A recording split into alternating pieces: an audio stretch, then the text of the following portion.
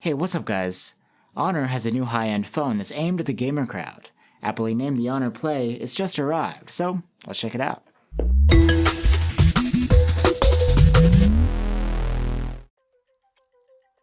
Take off the cover and you see the phone covered in some kind of sleeve. Let's get that off, and here is the Honor Play.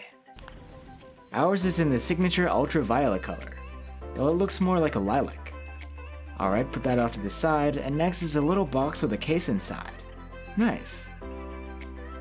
And we have a little paper holder for the SIM key. There doesn't seem to be any headphones here, but here's a USB Type-C cable. And the 18-watt Huawei quick charger.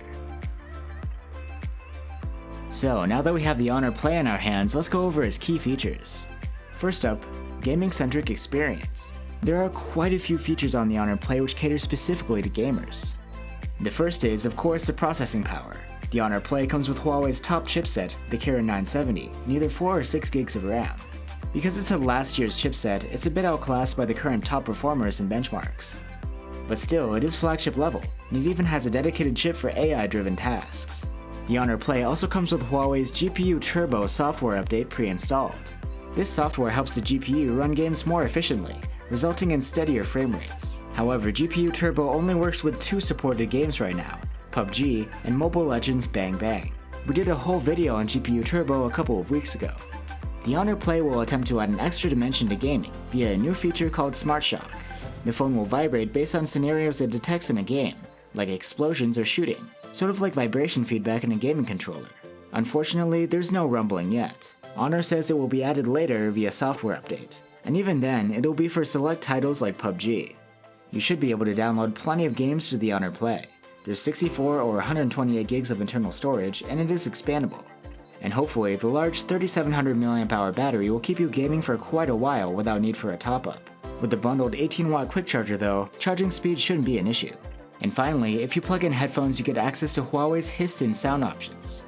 These include 3D audio, which simulates sounds coming from specific directions in-game.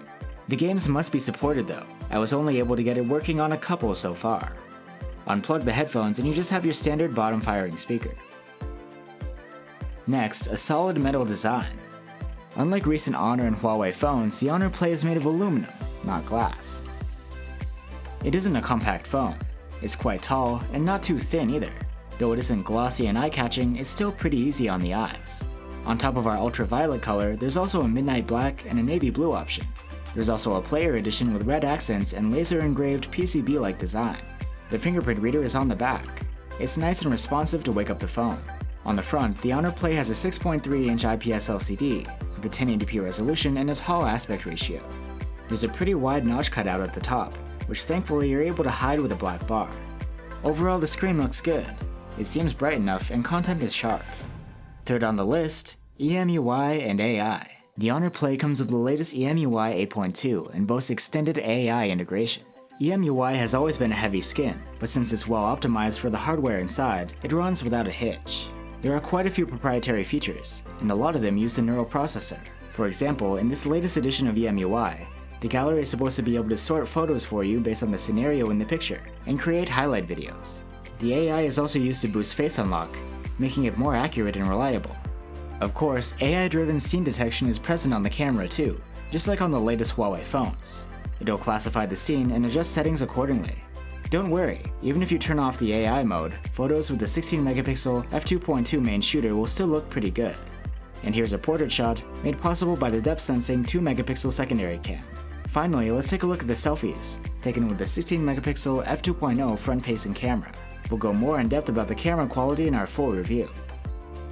So there you have it guys. Honor really wants to attract gamers with this phone, and I'm excited to see whether these features are actually worth it or just a gimmick. What do you think? Let us know in the comments down below, as well as any questions you might have, and we'll try to answer them in our full review coming soon. See you!